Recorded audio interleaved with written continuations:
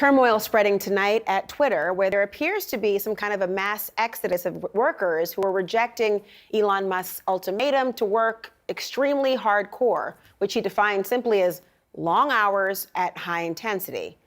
But how many hours and how highly intense? What does that mean? Well, no one knows, but a lot of employees apparently didn't care to wait to find out, and they just said goodbye.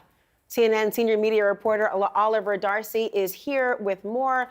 Oliver, there's a lot happening, seems every other day at Twitter. A mass exodus now appears to be underway, and they're rejecting that 5 p.m. deadline of today, that ultimatum. And now I hear they're closing their office buildings. Why? What do you hear from people inside of Twitter?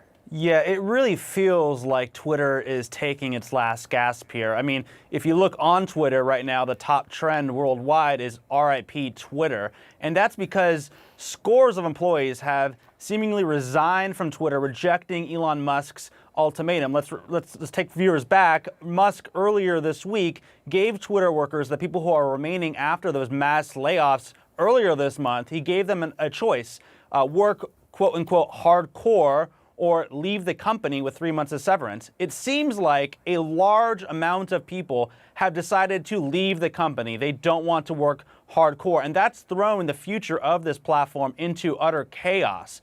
I've been talking to people all day. One former executive who recently exited told me that with all these departures, it's going to be hard just to keep the lights on over there. And so now with all these departures, the people who are remaining, the management has suspended badge access into Twitter's offices, presumably because they're afraid that employees who are technically no longer employed at Twitter could potentially sabotage things. I'll read you the statement or the email they sent to staffers.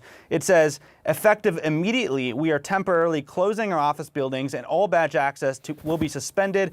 Offices will reopen on Monday, November 21st. And it goes on to say, we look forward to working with you on Twitter's future. But as you can see, just mass disarray has gripped this company here. I mean, you say this and talk about the lights coming on. I think to myself, what about security? What about who's guarding the hen house? Who's ensuring that it even operates and functions in any meaningful way? But there's also this moment, because we're talking about this hardcore intensity, he seemed to soften his stance, Oliver, on getting rid of remote work. Just earlier today, it's just the latest, backtrack in his plans. And so, I mean, I wonder how this whiplash is really landing and affecting people who are still at Twitter, still employed, maybe waiting until Monday to figure out if their badge will work again. Everyone is confused. That's the short answer. And I was told earlier today that management was really worried that they weren't going to be able to retain talent. They were really, I think it was becoming clear that a lot of employees were actually just going to leave Twitter altogether. And so some sources told me that they were scrambling, trying to get people to stay. And Elon Musk seemed to recognize that. I'll read you part of a note he sent to the entire company when he softened his stance on remote work.